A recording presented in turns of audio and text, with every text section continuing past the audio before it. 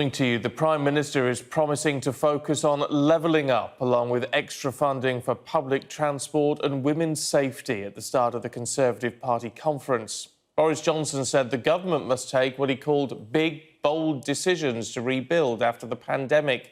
But some Tory backbenchers are warning about a cost of living crisis. The Observer says MPs are concerned that working families will be hit by increased taxes and benefit cuts. A warning that this report from our political correspondent Joe Pike contains flash photography from the start. He is juggling multiple crises. Is the country in crisis, Prime Minister? And at Conservative Party conference in the coming days, expect new policies to try and tackle them. There will be tougher sentences for protesters like Insulate Britain, who block motorways. Those involved face 6 months in jail and unlimited fines. We know that Insulate Britain get criticism for their tactics.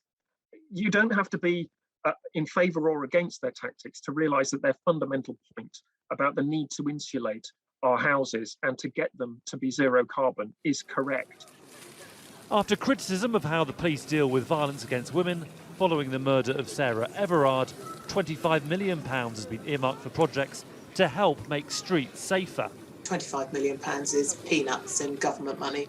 What I'm asking, and so many others are asking, is that this is put on the same level as fighting terrorism, as fighting other types of crime. This affects and debilitates 50% of the population. When is the government going to wake up? And the PM has also hinted at an announcement on east-west rail links in the north of England.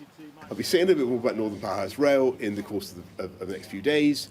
But believe me, you can make such a difference to people's lives with better quality transport infrastructure, better skills, and better access to basic things like broadband.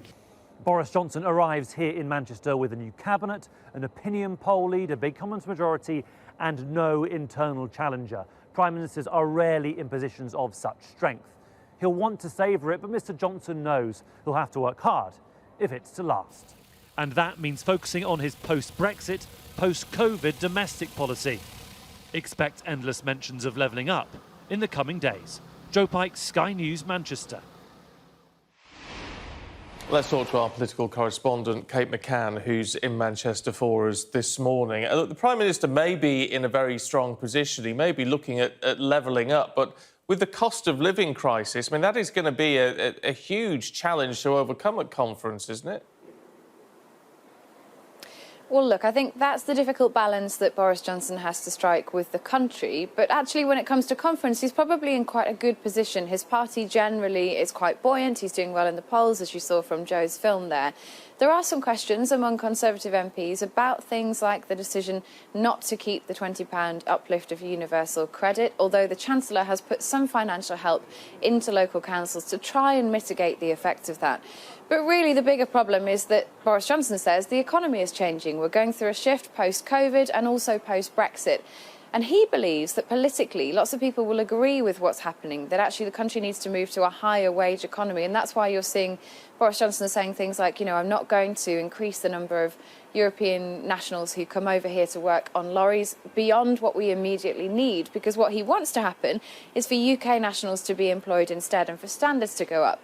But there will be a bit of a gap that needs to be bridged between potentially that new kind of economy, if the Prime Minister can pull it off, and what we are used to seeing at the moment. And that tricky period is what lots of Conservative MPs are worried about. They are concerned about the cost of energy bills, about the fact that it's still quite difficult to find fuel to put in your car, particularly in the south of the country, and what that all means for people in the run-up to Christmas. Will we all feel it when it comes to shopping for Christmas presents and Christmas food, for example? Those are the things that are immediately playing on Boris Johnson's mind. But I think in terms of the long-term projection, actually what lots of MPs want to hear from him here is how to do levelling up, what Build Back Better really means in practice. And we've seen some of that. We've seen seen some announcements potentially over this conference on Northern Rail. That could make a big difference up here, for example. But I think there are lots of MPs who want now a tangible policy to deliver on some of those election slogans that Boris Johnson made in 2019. Because remember, this is the first conference since he won that election. So it's going to be an interesting atmosphere here. And of course, conference starts today and it'll be happening in Manchester until Wednesday. So we'll be bringing you all the latest throughout the day from here. OK, Kate, thank you. Well, Trevor Phillips will be live at conference as well this morning. He's going to be talking to the party's chair, Oliver Dowden, but also the Mayor of Greater Manchester, Labour's Andy Burnham. That all starts at 8:30. Drivers in eastern and southern England are reported to be experiencing ongoing shortages as the fuel crisis continues. Military personnel are due to start making deliveries from tomorrow. The government have said this is just a precaution and have asked people to go about their business as usual. The Prime Minister of New Zealand, Jacinda Ardern, says all passengers on international flights will need to be fully vaccinated when travel rules are eventually relaxed. It comes as the lockdown has been extended across parts of the country after 2 new cases of the Delta variant were identified. We ask that those who can work from home do work from home. We intend at this stage for these level 3 restrictions to apply for the next 5 days. I can tell you that across New Zealand, 79% of eligible New Zealanders have had their first dose. In Auckland, roughly 83.5% have had their first dose. It is the minority. We need, though, all New Zealanders, not just those dealing in freight, to be vaccinated. A 15-year-old girl has died from COVID on the day she was due to get her jab. After getting a positive PCR test 4 days earlier, Georgia Halliday was being treated at the Queen Alexandra Hospital in Portsmouth. Well, there have been 30,301 new cases of coronavirus in the last 24 hours, and 121 more people have died after contracting the disease. It takes the total number of people who've died within 28 days of a positive test to 136,910. Nearly 38,000 first doses of a vaccine were given in the last day, and nearly 34,000 second doses were given. Nearly 45 million people are now fully vaccinated. Military housing charities claim Afghan and Iraqi war veterans living in supported housing are in danger of losing their mental health support. 4 organisations who provide more than 500 beds to homeless veterans say the Chancellor needs to provide a further £5 million in funding. Our North of England correspondent, Gerard Tubb, reports. So basically it's all about knowing how to turn the wood. When Dave Curran left the army 3 years ago, he had to rely on friends to put him up. Now he's in supported housing at the Beacon at Catterick Garrison. They found him a role teaching woodwork and give him and other veterans the support they need. And it's like another stepping stone for them to move up from. So you come in, whatever support you want, so they will find ways and means to cater for your needs.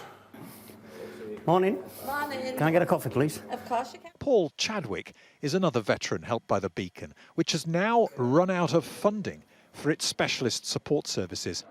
Following a breakdown, he credits them with saving his life. My belief is we should have one of these in every town. Really should, because it's helped me a lot. I'm now independent living now, but it's all thanks to the people that are here and encourage you to do a lot of different things all the time. The housing association behind the Beacon, along with the 3 other major providers of supported housing for veterans, is calling on the government to commit £5.5 million to their services over the next 2 years, or, they say, see more homelessness and more lives lost. And I think that's one of our biggest concerns, is the fact that veterans are reluctant to engage in mainstream services. And as our services disappear, veterans may well be in the position of needing to choose between engaging in a mainstream homelessness service or not engaging at all. And the worry is that far too many veterans will choose not to engage at all. In a statement, the government told us, we have announced a further £5 million of support for the military charity sector.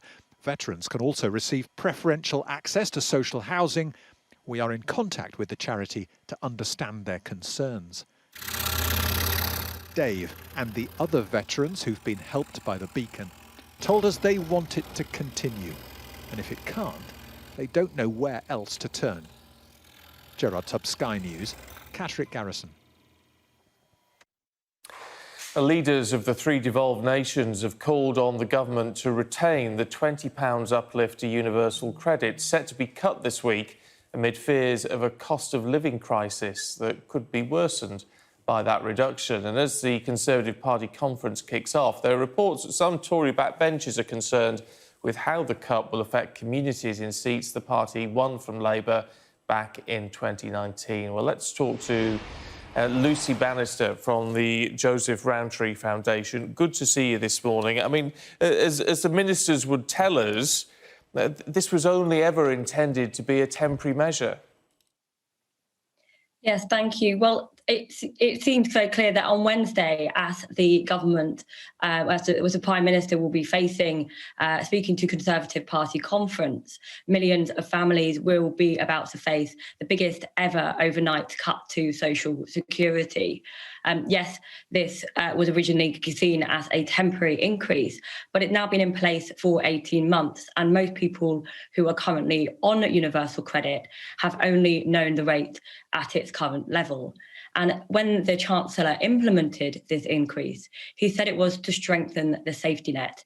That was needed because in the years leading up to the crisis, years of cuts and freezes to the level of support available had meant that it was no longer able to effectively support families or give them the stability they needed to support their lives.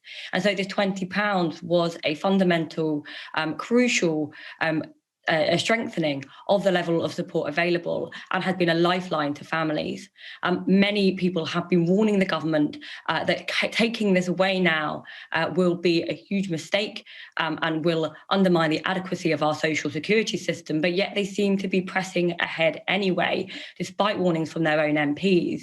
And this means that unfortunately the government seems to be abandoning millions to hunger and hardship with its eyes wide open. I mean, to be fair, although there is a recognition from the Chancellor that this is going to cause problems, he has put in place a scheme, a £500 million scheme. It will be administered by local councils, but that is the household fund, which is meant to mitigate this and support those who are worst off.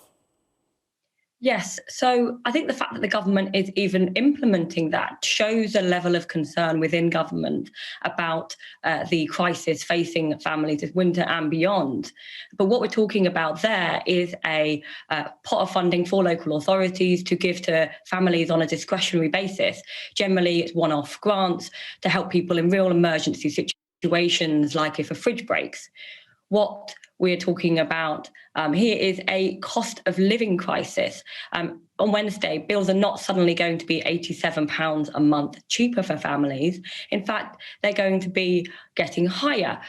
Energy bills are rising, food costs are rising. And so that just doesn't match up. What families need is a strong, adequate social security system to give them the security and stability when they need it. They don't. One-off grant isn't going to help with that. That was a good thing to do, but ultimately it's just simply not enough. Families, 5.5 million families are losing £20 a week. This will not stretch anywhere near far enough. I mean, the Prime Minister, you talk about his speech on Wednesday at the time when this uplift is going to stop, but that he's going to say that his priorities and these big, bold steps that the government needs to take are going to involve social care, tackling crime and supporting jobs. Now, in terms of social care and supporting jobs, I mean, they're sort of long-term solutions for this. If you can get more people into work and out of poverty, then that's going to make a significant difference, isn't it? Yes, I think it's fantastic that the government has such commitment to getting people into work and into better paid jobs. And I think that is there's no choice. It's a false idea to create this idea of a choice between getting people into work and an adequate social security system. We need both. Universal credit supports families who are unable to work, it supports families looking for work, and it supports those who are already in work or in low paid or insecure jobs. If the government's plan for jobs, if the plan for levelling up is successful, then they will automatically see the welfare bill fall as people improve their lives. Whereas if they go ahead with this cut, they will just be taking money out of the pockets of low-income workers. And that's why so many of its own MPs are questioning how on earth this cut can be in line with the government's own agenda on levelling up. And I think it's really important to recognise that, yes, there are difficult choices facing government. The Treasury's got lots of tools at its disposal into how it would pay for this. But by taking that money away from people, it can't see that as a direct saving. It's taking money out of local economies, out of the pockets of people in communities, and the cost of poverty, which will rise as a result of this cut, always comes up elsewhere. And so it's going to work as a direct counter to the government's agenda if it wants to improve the lives of people across the country. Lucy Bannister, really good to talk to you this morning. Thank you. Thank you. OK, let's have a look at the weather for you. And low pressure to the north of Scotland is bringing some heavy rain and gales to the Northern Isles. A risk of ferry disruption, actually, in those areas. This morning, any remaining rain over East Anglia and the southeast will clear. Cloud will thin and break. So for many central and eastern parts, a bright start. Bit chilly, though. Showers in the west will break out more widely as the day goes on. Some heavy with hail and thunder, but they should move through quite quickly to blustery winds. Temperatures sort of 12 to 17 Celsius. Now, the London Marathon returns today after numerous COVID-related days. The last time the full race took place was April 2019. Only professionals were allowed to compete last year, and they didn't actually do the course as such. Today, we'll see, 50,000 people take part in that iconic 26.2-mile event. And the weather should be all right. If you're a late runner, a slow runner, who cares, as long as you enjoy yourself and raise plenty of money, then you might catch a little bit of rain later on. Now, after launching the UK's first black children's magazine, Selena Boyd is now delving into the world of children's books, and she's using her debut to teach black girls and boys to embrace their natural hair. And she joins us now. Good to see you this morning, Selena. What always astounds people like me, because obviously, you know, I don't necessarily understand it all, is why there has been this move for particularly black girls to try and change their natural hair. Why has there been that pressure? Well, I can only speak for when I was younger. I wanted to have straighter hair. A lot of the girls that I went to secondary school with had relaxed straight hair. So I used to put a chemical in my hair, which wasn't particularly good for it. And now I'm just excited about the movement that's happening right now, that children are embracing their natural hair. And that's why it was so important to do this fantastic book, which just shows them the different styles that they can do, and that they don't really resort to hair relaxers and things like that can really damage and it's not very good for your hair at all. No, I mean, is it right that your hair got a bit damaged by using the relaxers? Yeah, so that's why I just don't want the next generation to even know about hair relaxers. I want them to just embrace their beautiful hair. And, you know, this is just a little movement that I'm doing. There's bigger movements like World Afro Day. I mean, as well, Lakia Lee, she does Project Embrace, where we see Afro hair on billboards. There's been a bigger movement before I did the hair book. And I'm just really excited about what's about to take place, because so many people want this book, which is incredible. I mean, the nice thing is when you see, I mean, some of the stuff we're looking at from the book now, or the magazines now, I mean, it's just like, you can do so much with it. Why not embrace that? It's very difficult to understand why there has been this pressure. I think now we are embracing our hair. It's a fantastic time. And that's why I just wanted to do the book, because it's never been done before.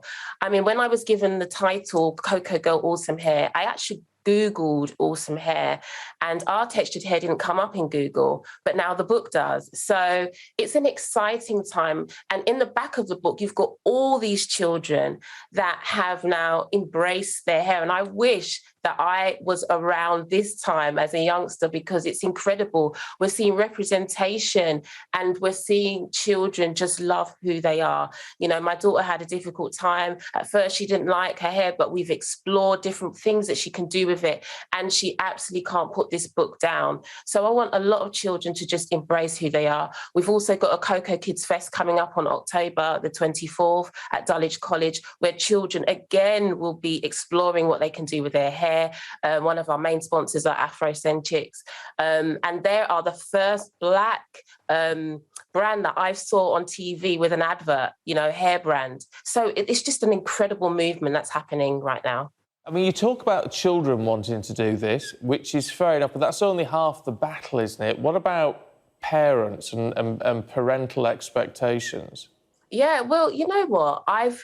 Especially doing the magazine, parents are constantly just saying, wow, I love the Afro hairstyles that you put in the magazine.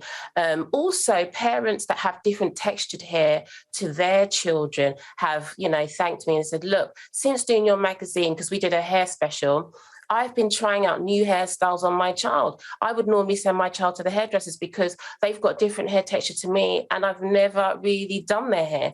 So it's incredible now that we've got this book, and that they can also try out these incredible styles as well, but also read about our history. So you just showed the Bantu knots on the screen. You know, Bantu as a word means people, and we find out in the book what tribe in Africa the Bantu knots come from. So there's just a wealth of information, and most parents are embracing it.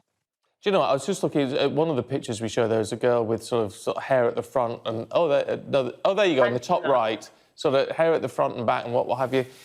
Do you know what strikes me is I can imagine some schools, and I may be wrong, but some schools turning around and saying, oh, we don't know if that's an appropriate hairstyle for our schools. I mean, how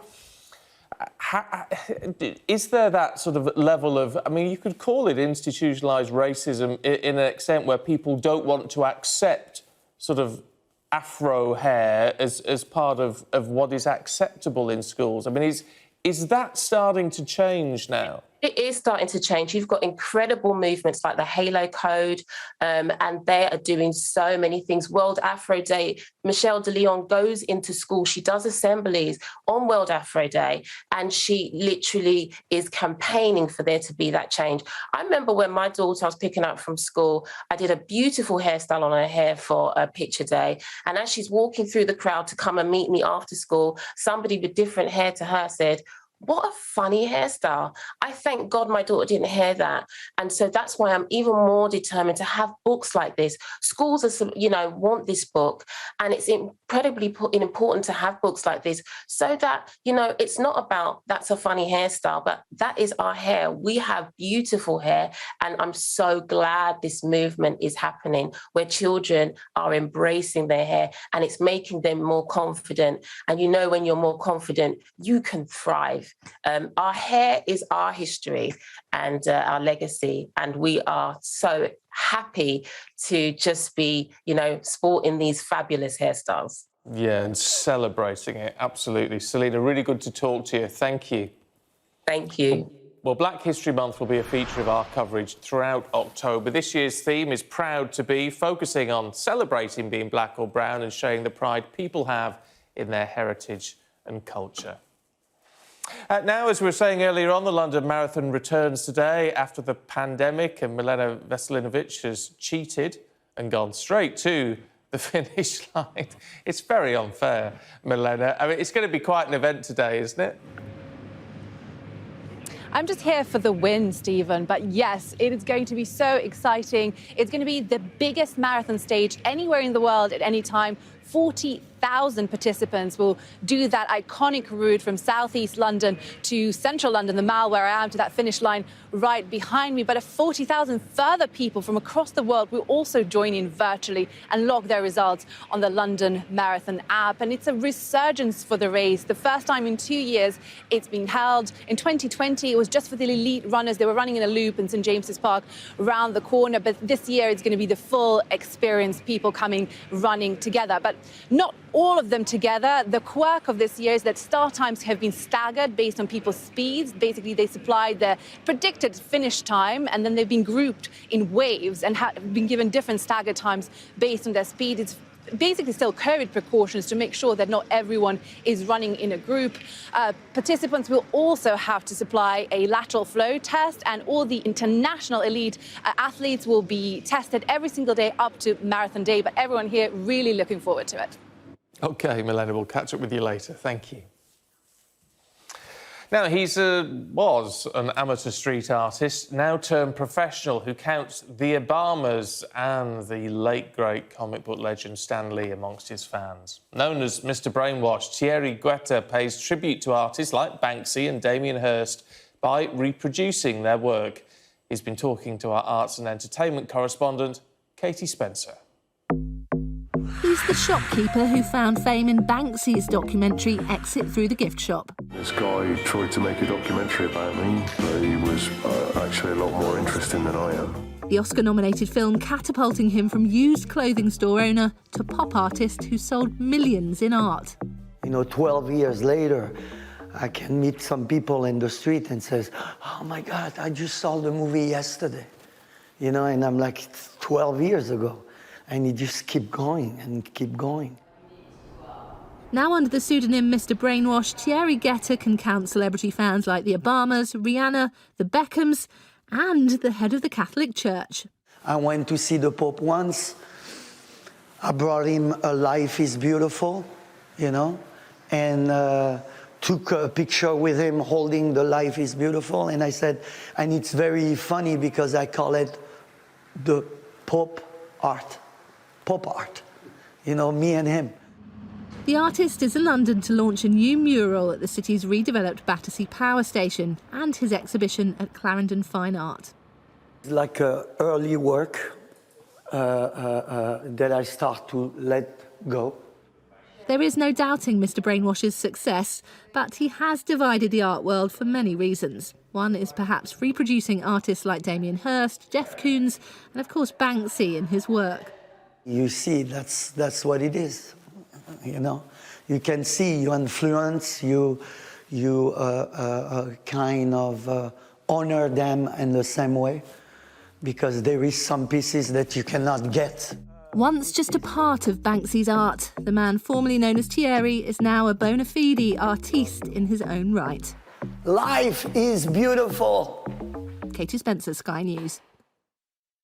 Well, the weather isn't beautiful. Sadly, it's staying unsettled for the next few days. A bit quieter from midweek, though. This morning, then, breezy and chilly for many central and eastern parts to kick off with.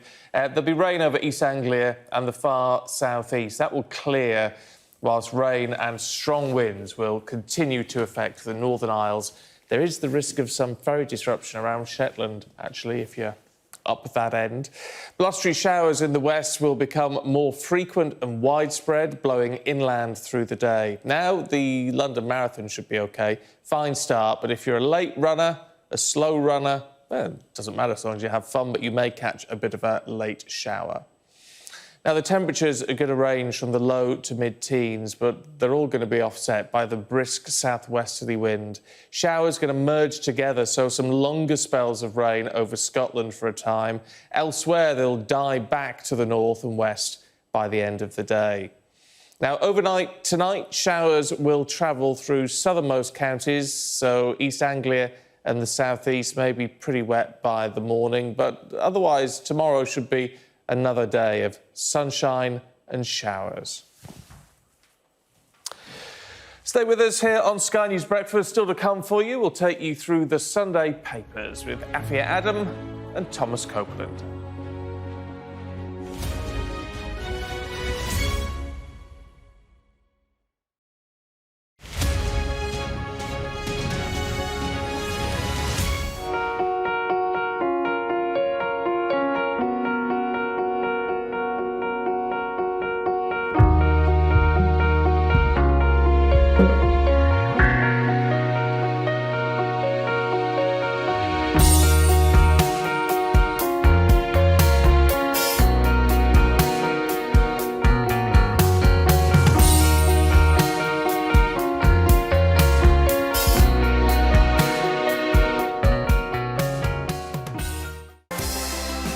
This monastery is under the protection of Russian peacekeepers.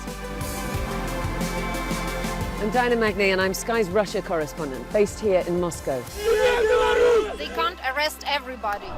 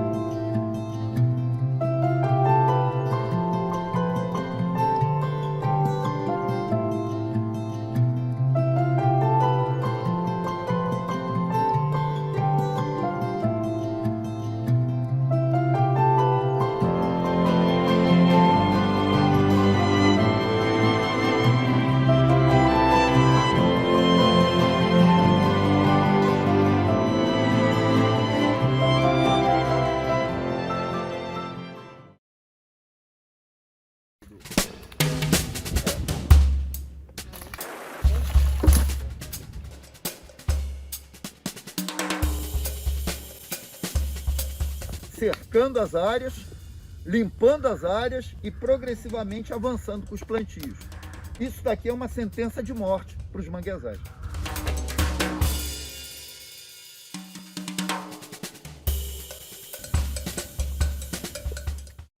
Did you know that driving us to school creates extra toxic air at drop-off and pick-up times? Central and eastern parts of the country will have a mostly fine, if rather chilly start to the day, but showers already over western parts will become more frequent, more widespread as the day goes on, and some of those will make their way inland, blown in on a blustery southwesterly wind. Temperatures will reach the low to mid-teens for many, a high of around 17 Celsius, that's 63 degrees Fahrenheit, but of course it will feel cooler in that rather blustery wind. Needless to say, these rather tempestuous conditions will lead to a low air pollution count everywhere. The Air Quality Report, sponsored by Philips Air Purifiers. Let's take you through the papers then with the journalists Afia Adam and Thomas Copeland. Good to see you both again this morning. Now let's start with the Independent, Afia, looking at the fuel crisis. Lord Goldsmith telling us it's a good lesson on sort of getting hold of electric cars and things. I mean, you have to say, I mean, it has crossed my mind that I thought people with an electric car must feel quite smug at the moment. Oh, absolutely. It crossed my mind too. So Zach Goldsmith here saying that the petrol crisis is a good lesson on the need to end our dependence on fossil fuels and accelerate the switch to electric vehicles. So he was dismissing fears that perhaps this petrol crisis could force people to think the other way. And I have to agree with him, shockingly, and with you, Stephen, that I think people would think the opposite, that actually this is a good lesson on why we need to switch to cleaner vehicles, electric vehicles, because at the moment, people who drive those vehicles, whatever models they may be, won't have a problem getting fuel. And I'm sure there's more of those cars on the road at the moment. Now, with the climate crisis, we're only weeks away from COP26, actually, the huge climate crisis conference that's taking place in Glasgow, where world leaders will discuss how to get to net zero emissions, how to keep global warming under 1.5 degrees, and also fulfill those sustainable development goals that are around climate change and, of course, keeping global warming, as I said, under 1.5 degrees. Now, the Conservatives do have a plan in place to try and do that across the country. Now, there is some backlash, I guess, from some Conservative MPs that are saying this isn't as big an emergency as perhaps we're making out. Now, some people are calling for as drastic action that we had over COVID, to have emergency legislation and really go for gold when it comes to the climate crisis. But at this time where we are seeing fuel bills going up, when we're seeing the universal credit uplift going away, when we're seeing inflation and food prices going up, it's going to be very hard to sell to the electorate things like retrofitting boilers and insulating our homes, which actually are going to be at a cost to us and not just the government. It's going to be hard to push those plans through at a time where household bills are going up. So the government really does need to nail its plan on what it's going to do to keep emissions down, to keep CO2 emissions down, and to keep the Earth from warming more than 1.5 degrees. And it is something that the government are going to need to pour money into, not just when it comes to things, like I said, retrofitting boilers, insulating our homes, but also creating the infrastructure that we need up and down the country to support things like more electric vehicles, greener shipping, making last mile travel greener as well. There's a lot to be done. And with only 4 weeks to COP26, the Conservative Party really need to pull up their socks, get a distinct climate plan together. It's interesting. I do wonder whether this situation, because obviously we're all looking at electric vehicles and things now because the phasing out of petrol and diesel, whether this has been a bit of a kick up the rear for quite a lot of us at the moment, which we'll have to see. Talking about the increased cost of things, though, Thomas, and paying for boilers on people struggling, the Sunday Mirror's got a story about, well, I mean, we tend to forget, if we're not living in one of these flats affected by the cladding situation, then it's sort of gone off our agenda a bit. But this awful story about Tom Mansell, who's taken his own life. That's right. I mean, it's over 4 years now since Grenfell Tower tragedy. That was June 2017. And this crisis of cladding is still terrorising scores of people, particularly in London. It's estimated around 3 million people are still living in fire risk flats. And for some of those people, they're facing bills of an astronomical nature, some of them up to £200,000 per household, £200,000 per household. Imagine just having the weight of that hanging over you, so these homes are essentially worthless. They can't be sold. And you have rising insurance bills. So every year you're actually seeing those bills go up and up and up, and you can't get rid of this home that you're in. This article is cataloguing some of the crushing mental health effects that this is having on residents of some of these flats, including, you said, Tom Mansell, who took his own life last year. He owned 4 flats, and for at least one of them anyway, was facing bills of over £50,000, with the other 3 something similar to that.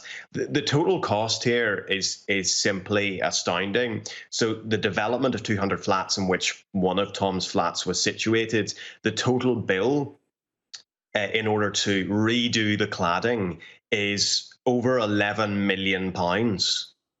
And somebody has to pay for that. And the problem is that you've got, companies are saying, well, why are we necessarily paying for it? This is government regulation that says that we have to change it. You've got leaseholders, or the people renting or owning these flats, who clearly don't have that kind of money to hand. Who would? And then you've also got the government in a difficult position, because that's an awful lot of money to be coughing up across the board to universally pay for it. So, somebody needs to pay for some of this. And all the while, you have residents in every single one of these flats, not only living under the crushing weight of those bills, but also the constant knowledge that their tower block could be the next Grenfell. I mean, it's harrowing stuff. Yeah. Look, if you're in that situation, I mean, I think what you need to bear in mind, there are lots of people you can call, but if you're really struggling with your mental health, 116 123 is a number for the Samaritans, where you can talk to them. It's free, it's absolutely confidential, no judgment. Talk to them if you're finding yourself really struggling. Breaks my heart. To the Sunday Times, Afia, looking at schools opening on Saturday. Oh, I can hear the sighs now from teachers and students. Yes. from my daughter in particular. Now, this schools could open on Saturdays as 135,000 pupils disappear. So we could see the school day extended perhaps from 8 a.m. to 6 p.m. or, like I said, schools opening on Saturday to try and encourage the 135,000 pupils who haven't gone back to school after schools closed for most pupils during the pandemic. Now, there's various reasons why these pupils have quote unquote disappeared. Some of them are being homeschooled. Some of them are too anxious and depressed and waiting for mental health assessments to go back to school. And unfortunately, there's others who've been lost to county lines gangs. So there's quite a few issues at play here when we talk about this quote unquote lost generation. I don't really like calling them that, but there's fears that they could be a lost generation because if they don't get back into school in the way that they should be, that's going to affect their life chances later on in life. So these extra classes, if you will, which could take place after school or on Saturdays, could include things like art and music, as well as the core subjects, math and English, to encourage pupils to come back into school, an environment where they feel safe, and also to get their learning back where it should be. And, you know, the past 18 months or so have been a really tough time for all our pupils, whatever age they are, for having so long out of school, or kids that did go to school while their parents were key workers, having smaller class sizes and having to adjust with learning with children of different ages. You know, it's been tough on pupils and teachers alike. And with 91% of pupils back to school, that's great. But we do have this 9% or 135,000 pupils, as I said, who seem to have been lost. And whatever that reason is, it feels like it's a real shame. Some of them are being homeschooled. Their parents have made that decision. And there's lots of children on waiting lists for mental health assessments as well, which is a real shame. And of course, children who are lost to county lines gangs, we have to get them back into school as well. An in-set education setting that's going to be beneficial for them and contribute to their life chances later on in life. Yeah, absolutely. Look, to the Observer, Thomas, scammers. Ugh. That's right. This figure astounded me. So the first half of this year alone, £355 million has been lost in authorised push payment fraud. So that's where people transfer money to fraudsters. I mean, clearly they don't know it's fraudsters, but they do it voluntarily. This article talks quite a lot about one of these types of fraud. It's about social engineering fraud. So, you know, quite a lot of the fraud that we're used to is the kind of, maybe you see it in your junk mail. It's those phishing emails. Those are particularly sinister because they're designed to capture people who are very vulnerable, who'll miss some of the obvious signs. You know, it's littered with spelling mistakes, or the email address from which it originated looks dodgy. They're designed to capture vulnerable people. This article is about a different type of fraud. It's about social engineering fraud. It's written by Hilary Osborne, and she talks to a number of cybersecurity experts, and some of the stuff that they reveal about her is terrifying. They were able to find out from Osborne's social media online huge amounts of information about her, pictures of her cat, what she did during her school lunchtimes, where she worked, her kind of day-to-day schedule, pretty much where she lived. This type of fraud is premeditated, it's targeted. It's normally when a fraudster maybe has got lucky and found a particularly sensitive piece of information about you. Do you know what, Tom? We're out of time. It's scary stuff. Good to talk to you both.